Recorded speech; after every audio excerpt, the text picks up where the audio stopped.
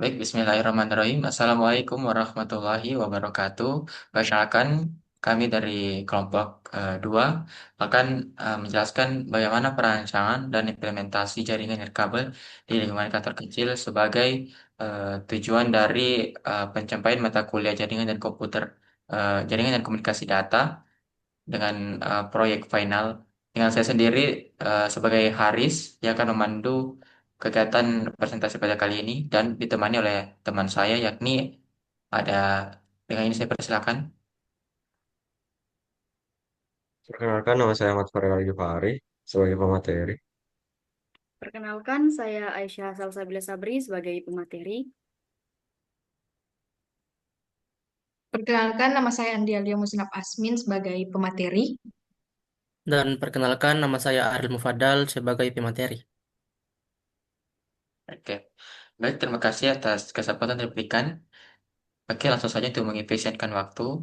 Kita akan membahas terkait bagaimana konsep ini diterapkan. Kemudian di sini kami berkotakan dengan 5 orang. Dan untuk pendahuluan akan dijelaskan oleh teman saya dengan ini, saya persilakan.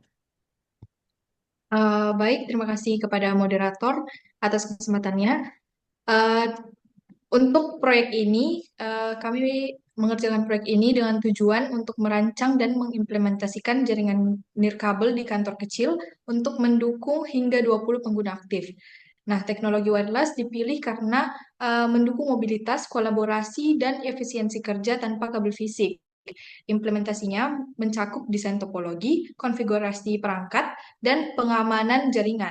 Manfaat yang diharapkan antara lain yaitu koneksi internet yang stabil, penggunaan perangkat secara fleksibel, kemudahan manajemen jaringan, dan peningkatan produktivitas staf. Selanjutnya, Selanjutnya ada konsep dasar pada jaringan nirkabel. Nah, yang pertama kita harus mengetahui terlebih dahulu apa itu jaringan nirkabel. Jaringan nirkabel sendiri adalah jaringan komputer yang memungkinkan perangkat terhubung tanpa kabel fisik. Ya, jaringan ini menggunakan gelombang radio. Nah, manfaatnya itu eh, yang pertama, memiliki mobilitas yang tinggi, instalasinya itu mudah dan cepat. Yang ketiga itu mudah menambah perangkat baru. Dan yang terakhir itu hemat biaya instalasi dan perawatan. Adapun jenis-jenisnya, eh, yaitu yang pertama, WLAN atau Wi-Fi, mencakup area lokal seperti ruang kelas atau kampus. Yang kedua, WPAN atau Bluetooth. Nah, ini koneksinya itu antar perangkat pribadi dengan jarak yang dekat. Yang ketiga yaitu WMAN, yaitu jaringan antar area dalam kota. Dan yang terakhir yaitu WWAN, eh, yang mencakup koneksi luas berbasis jaringan seluler. Selanjutnya saya serahkan lagi kepada moderator. Baik, itu tadi pembahasan terkait pendahuluan, kemudian juga konsep dasar dari jaringan kabel. Selanjutnya kita beralih ke tabel perbandingan yang akan dijelaskan oleh Saudara Farel. Baik, terima kasih kesempatannya. Sekarang di sini saya akan menjelaskan tentang tabel perbandingan jaringan kabel dan nirkabel. Di sini ada 6 aspek. Yang pertama itu kecepatan. Kecepatan jaringan kabel lebih cepat daripada jaringan nirkabel karena jaringan nirkabel itu dapat diintervensi dengan lingkungan seperti dinding ataupun yang lain-lain. Selanjutnya adalah keamanan. Jaringan kabel cenderung lebih aman daripada jaringan nirkabel karena jika terjadi peretasan maka membutuhkan akses fisik. Selanjutnya adalah fleksibilitas. Jaringan nirkabel sangat fleksibel dan dapat diakses di mana saja, sedangkan jaringan kabel terbatas oleh panjang dan posisi kabel. Selanjutnya adalah biaya. Biaya jaringan nirkabel lebih hemat daripada jaringan kabel karena instalasi perangkat yang lebih sedikit. Selanjutnya adalah mobilitas. Jaringan nirkabel memiliki mobilitas tinggi daripada jaringan kabel karena tidak dipengaruhi oleh panjang kabel. Selanjutnya ada pemeliharaan. Jaringan nirkabel lebih mudah dipelihara karena memiliki lebih sedikit perangkat fisik. Next.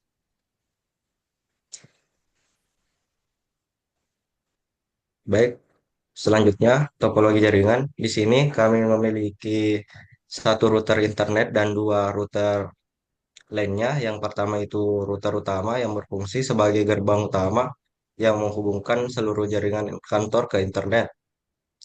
Kedua yaitu router firewall yang memblokir akses Wi-Fi ke publik, ke kantor, dan juga membatasi akses karyawan ke admin. Selanjutnya adalah switch untuk menghubungkan dua perangkat berkabel di jaringan internet admin dan menyediakan koneksivitas LAN yang stabil. Selanjutnya adalah server kantor, berfungsi sebagai pusat layanan internal kantor, dapat menyediakan layanan seperti file server, DNS server, atau aplikasi internal. Baik, saya kembalikan ke moderator. Baik, itulah tadi pemaparan dari tabel perbandingan dan juga beberapa poin yang disampaikan oleh teman kami. Selanjutnya itu adalah slide pemilihan perangkat yang ada penempatan perangkat dan juga rencana pengembangan. Dengan ini saya persilakan. Baik, terima kasih moderator. Jadi pada bagian ini saya akan menjelaskan mengenai pemilihan perangkat yang digunakan dalam perencanaan jaringan serta penempatan perangkat agar kinerjanya maksimal. Nah, kami memilih beberapa perangkat utama yang dibutuhkan dalam membangun infrastruktur jaringan, yaitu yang pertama ada router. Nah, router itu untuk menghubungkan jaringan lokal kantor ke jaringan internet atau jaringan luar lainnya sekaligus mengatur lalu lintas data. Kemudian firewall sebagai pengaman jaringan yang memblokir akses tidak sah dan melindungi data perusahaan dari ancaman luar. Kemudian yang ketiga itu home router wireless atau access point-nya. Nah, ini tuh digunakan untuk menyediakan akses Wi-Fi sehingga karyawan bisa terhubung secara nirkabel. Kemudian ada PC admin, yaitu komputer yang digunakan oleh administrator untuk melakukan monitoring, pengaturan, serta manajemen jaringan. Nah, kemudian yang terakhir itu ada laptop, smartphone, dan printer. Nah, sebagai perangkat yang digunakan langsung oleh karyawan dalam aktivitas sehari-hari. Kemudian untuk penempatan perangkat juga dilakukan dengan pertimbangan kemudahan pengelolaan dan efisiensi jangkauan sinyal. Nah, yang pertama itu ada router dan firewall. Nah, ditempatkan di server room atau network room agar mudah dikelola dan aman dari gangguan fisik. Kemudian PC admin. PC admin itu diletakkan di ruang administrasi supaya mudah diakses oleh staf admin yang bertanggung jawab. Kemudian home router wireless diletakkan di area tengah kantor sehingga sinyal Wi-Fi dapat menjangkau seluruh area kerja merata dan optimal. Kemudian kami juga menyiapkan rencana pengembangan jaringan jika ke depannya terjadi penambahan jumlah karyawan atau perluasan kantor. Nah, maka kita bisa menambahkan home router wireless, kemudian juga menggunakan repeater untuk memperkuat sinyal di area yang sulit dijangkau. Nah, dengan perencanaan ini, jaringan itu akan tetap stabil dan dapat berkembang sesuai dengan kebutuhan perusahaan. Kemudian ada dokumentasi di sini. Yang pertama itu untuk SSID dan paskenya itu 2,4 GHz. Kemudian ada juga untuk yang 5 GHz dan ada juga untuk MAC address khusus 5 GHz. Kemudian ini untuk akses websitenya. Kemudian ini apa uji koneksinya dari PC admin 2 ke laptop karyawan 1, kemudian dari PC admin 2 ke tim akses, dan dari smartphone karyawan ke PC admin 2. Nah, di sini itu pas uji koneksi dari smartphone karyawan ke PC admin itu aksesnya itu gagal dikarenakan firewall. Baik, terima kasih. Saya kembalikan ke moderator. Baik, terima kasih atas pemaparannya. Selanjutnya kita masuk ke aspek keamanan dan kerja yang akan disampaikan oleh saudara Ariel pada dengan ini. Saya persilahkan.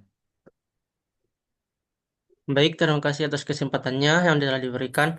Jadi pada slide ini saya akan membahas mengenai aspek keamanan dan kinerja dalam jaringan nirkabel, khususnya untuk skala kantor kecil. Pertama itu aspek keamanan. Agar jaringan nirkabel kantor kecil ini tetap aman, berikut langkah-langkah keamanan yang dapat diterapkan. Pertama, WPA 2 personal. Ini adalah salah satu protokol keamanan Wi-Fi yang paling umum digunakan. WPA 2 memberikan enkripsi yang kuat untuk melindungi jaringan dari akses yang tidak sah. Kedua yaitu SSID tersembunyi atau hidden SSID. Dengan menyembunyikan nama jaringan Wi-Fi, kita menyulitkan orang luar untuk menemukan jaringan secara otomatis, meskipun ini hanya menjadi penghalang awal, bukan jaminan utama keamanan. Ketiga yaitu MAC address filtering. Fitur ini memungkinkan kita untuk mengatur hanya perangkat-perangkat tertentu saja yang bisa terhubung ke jaringan berdasarkan alamat MAC-nya. Keempat yaitu firewall on-way. Firewall satu arah membatasi akses masuk dari luar jaringan, tetapi tetap memungkinkan data keluar. Ini membantu mencegah serangan dari luar. Dan kelima yaitu penggunaan password yang kuat dan berkala. Menggunakan kata sandi yang kompleks dan menggantinya secara rutin adalah langkah sederhana tapi sangat efektif untuk menjaga keamanan jaringan dari akses yang tidak sah. Kedua yaitu aspek kinerja. Untuk memastikan jaringan berjalan optimal, dilakukan beberapa langkah berikut. Pertama yaitu penempatan akses point strategis. Akses point ditempatkan pada titik-titik strategis agar cakupan sinyal merata dan kuat di seluruh area kantor. Kedua, pemilihan channel Wi-Fi. Kami memilih channel Wi-Fi yang tidak terlalu padat pengguna untuk meminimalkan interferensi sinyal dari jaringan lain, terutama di area yang padat. Ketiga, yaitu manajemen bandwidth.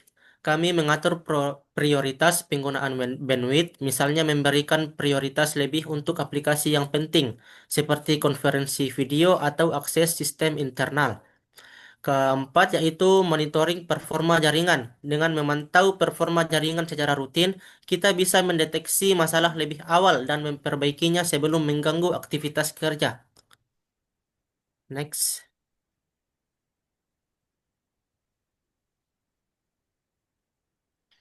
Baik, selanjutnya saya akan membahas mengenai troubleshooting jaringan. Jadi troubleshooting ini kami sajikan dalam bentuk 3 kolom yaitu masalah, analisis penyebab, dan solusi. Masalah pertama yaitu koneksi Wi-Fi lambat. Penyebabnya biasanya karena terlalu banyak perangkat yang terhubung ke satu akses point sehingga terjadi overload. Solusinya yaitu kita bisa membatasi jumlah perangkat per access point dengan fitur load balancing dan kalau memungkinkan aktifkan juga band steering agar perangkat berpindah ke frekuensi yang lebih optimal. Masalah kedua yaitu sinyal Wi-Fi lemah di area tertentu. Ini sering terjadi karena penempatan akses point yang tidak strategis atau terhalang oleh tembok dan objek tertentu. Solusinya yaitu pastikan akses point tidak terhalang dan ditempatkan di posisi yang terbuka agar sinyal tersebar merata. Masalah ketiga yaitu perangkat tidak terhubung ke jaringan. Hal ini biasanya karena password Wi-Fi salah atau perangkat tidak kompatibel dengan mode keamanan WPA 2 personal. Solusinya yaitu pastikan password sudah benar dan mode WPA 2 personal aktif di pengaturan router atau access point. Masalah keempat yaitu karyawan bisa mengakses jaringan admin. Masalah ini terjadi karena pengaturan firewall atau access control list belum diterapkan dengan baik. Solusinya yaitu atur rule ACL agar hanya mengizinkan akses satu arah. Misalnya, admin bisa akses ke karyawan, tapi tidak sebaliknya. Ini penting untuk menjaga keamanan jaringan. Masalah kelima yaitu kecepatan internet tidak stabil. Penyebab umumnya adalah channel Wi-Fi yang mengalami interferensi dari jaringan lain yang berada di sekitar kantor. Solusinya yaitu kita bisa atur channel Wi-Fi secara manual ke channel 1, 6, atau 11 untuk 2,4 GHz agar tidak bentrok dengan sinyal Wi-Fi tetangga atau sinyal Wi-Fi jaringan lain. Sekian saya kembalikan ke moderator. Oke, baik. Selanjutnya kita masuk di tahapan simulasi. Nah, berikut merupakan simulasi kantor kecil menggunakan topologi Cisco Packet Tracer. Sebelumnya saya Aris yang akan menjelaskan terkait simulasi ini, yakni berjudul simulasi perancangan dan implementasi jaringan kabel kantor kecil. Nah, eh, saya akan menjelaskan bagaimana topologi jaringan kabel ini dibangun dan konfigurasi. Untuk satu yang pertama itu topologi umum. Nah, topologi yang kami gunakan adalah topologi star dengan router utama sebagai pusat koneksi ke internet. Kemudian jaringan dibagi menjadi 3 bagian utama. Ini adalah router admin, router internet, dan juga router karyawan. Eh, ada firewallnya ya, tentunya one firewall. Kemudian untuk router firewall ini kami membatasi lalu lintas satu arah. Perangkat admin itu dapat mengakses jaringan karyawan, tetapi sebaliknya itu tidak bisa. Kemudian yang kedua itu access point. Access point yang home router atau access point kantor ini memancarkan dua SSID. Yang pertama itu ada SSID kantor. Yang dalam hal ini kita bisa lihat di config-nya untuk wireless 2,4 GHz khususnya untuk jaringan 4G ini akan diakses oleh seluruh karyawan baik itu device laptop karyawan maupun smartphone-nya. Nah, ini adalah contoh untuk staf umum bagi pengguna eh, 2,4 GHz atau jaringan 4G. Selanjutnya itu untuk wireless 5G. Ini kami menerapkan ke jaringan tim media akses. Kenapa? Karena media tim akses ini itu membutuhkan jaringan yang cepat sehingga stabil. Sehingga jika kita gabungkan dengan jaringan 4G itu akan membuat koneksi untuk media tim akses ini itu akan lemot. Jadi kami memprioritaskan untuk penggunaan jaringan 5G itu hanya di PC atau device media tim akses itu sendiri. Kemudian untuk media team 5G ini, untuk perangkatnya itu dilindungi dengan MAC filtering, sehingga hanya perangkat tim media yang bisa terhubung. Berikut akan saya tampilkan di eh, di layar. Nah, kita bisa lihat untuk wireless port untuk 2,4 GHz saya disable karena saya menggunakan DHCP sehingga nanti MAC-nya tidak perlu terdaftar satu persatu dia akan otomatis. Untuk 5G di sini ada ada MAC filter atau ada MAC address dari Mediateam Access sendiri dan teman-teman bisa lihat MAC address-nya itu ada di sini. Untuk namanya itu saya sudah cocokkan yaitu eh, 0.0060 dan juga sampai AC bla bla bla sekian. Nah, itu merupakan MAC address-nya. Nah, sehingga kita masukkan ke ke AP tadi yang di sini, yang AC ini. Nah, ini merupakan konsep make filter yang saya terapkan sehingga hanya perangkat tim ini saja yang bisa terhubung di satu koneksi 5G itu. Nah, kemudian kita masuk ke DHCP dan DNS. Nah, akses point kantor ini terhubung ke DHCP server yang memberikan IP otomatis. Seperti saya jelaskan tadi, untuk di home router access point kantor, ini teman-teman bisa lihat bahwasanya automatic configuration DHCP. Saya memberikan konfigurasi otomatis, IP otomatis ke perangkat karyawan sehingga default gateway-nya itu 192.168.2.1 dan juga untuk DNS servernya nanti itu yang mengarah ke server kantor itu adalah IP 192.168.100.2. Nanti saya akan jabarkan juga bagaimana cara diakses lamannya di DNS lokal di server kantor. Kemudian server kantor, kita masuk ke server kantor. Nah, server kantor ini itu memiliki dua fungsi yang saya terapkan, yang kami terapkan, yaitu ada dua, web server dan juga DNS server. Nah, web server di sini teman-teman bisa lihat di layar bahwasanya eh, kami menyediakan halaman indeks HTML itu yang hanya bisa diakses oleh perangkat admin dan juga media ataupun karyawan tentunya. Nah, nanti kode yang berisi di HTML ini akan saya panggil dari PC admin dan juga media tim akses. Nah, kemudian untuk DNS servernya tadi kita masuk di sini. Nah, saya menerapkan domainnya itu kantorlaman.id dengan IP dari server tadi itu kantor itu 192.168.100.2. Nah, server terhubung ke jaringan admin dan hanya bisa diakses dari subnet tertentu sesuai aturan firewall tadi. Kemudian ada routing dan firewall yang di sini ya. Nanti untuk dokumentasi lengkapnya saya paparkan di laporan karena mungkin waktu kita terbatas. Dan untuk konektivitas antar jaringan, setiap router itu dikonfigurasi menggunakan RIP atau RIP versi 2. Nah, dengan routing dinamis ini, semua subnet, baik itu admin, karyawan, server, itu dapat saling mengenali jalur komunikasi. Nah, firewall ini diatur itu menggunakan ACL satu arah, yang hanya mengizinkan akses dari jaringan admin ke karyawan, bukan sebaliknya. Selanjutnya kita masuk ke uji koneksi dan akses. Untuk PC admin itu kita buka ya untuk PC admin 2. Kita akan ngetes atau membuka website dari kantor laman.id yang ada di server kantor tadi. Kita masukkan URL-nya itu tadi kantor laman.id. Nah, ini sudah tampil untuk sistem jaringan yang tadi dia ada di HTML indeksnya. Berikut merupakan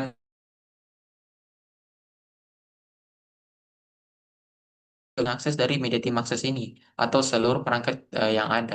Kita misalnya masuk di web server, di desktop, kita masukkan URL dengan yang sama tadi, itu kantor laman.id. Nah, ini juga sama ya teman-teman. Jadi untuk sejauh ini semuanya semuanya sudah bisa kita aksesnya. eh, Jaringannya sudah kita bisa akses baik itu dari jaringan admin maupun juga dari jaringan karyawan.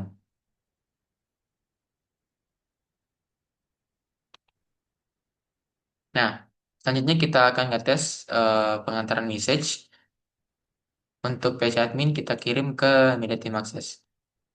Nah, itu sukses ya teman-teman. Tapi jika kita arahkan ke sebaliknya dari media team access ke page admin, itu akan error. Oke? Karena kenapa? Karena kita menerapkan konsep one way firewall tadi. Kita hanya menerapkan satu arah. Jadi untuk page admin dia bisa mengakses ke media team access, sedangkan media team access dia tidak bisa akses di page admin 2. Nah, kita akan ngetes juga dari pingnya. Kita lihat dulu ping di laptop karyawan. Kita akan ngetes ya, ping dari laptop karyawan itu IP-nya itu ada 2.7. Kita coba masukin, kita akan ngetes page admin ke ping karyawan tadi. Ini 192.1168.2.7. Nah, itu berhasil ya teman-teman. Kita bisa lihat 16 dengan kecepatan 16 ms, kemudian send 4 terkirim dan 4 diterima. Dan nol atau tidak ada error nih. Kemudian kita tes lagi, gimana kalau misalnya eh, kita ngeping dari laptop karyawan 3 ke PC admin 2. Coba kita lihat dulu nama IP-nya. Itu IP-nya itu ada 1.3 untuk PC admin 2. Kita masukin ke tes pingnya.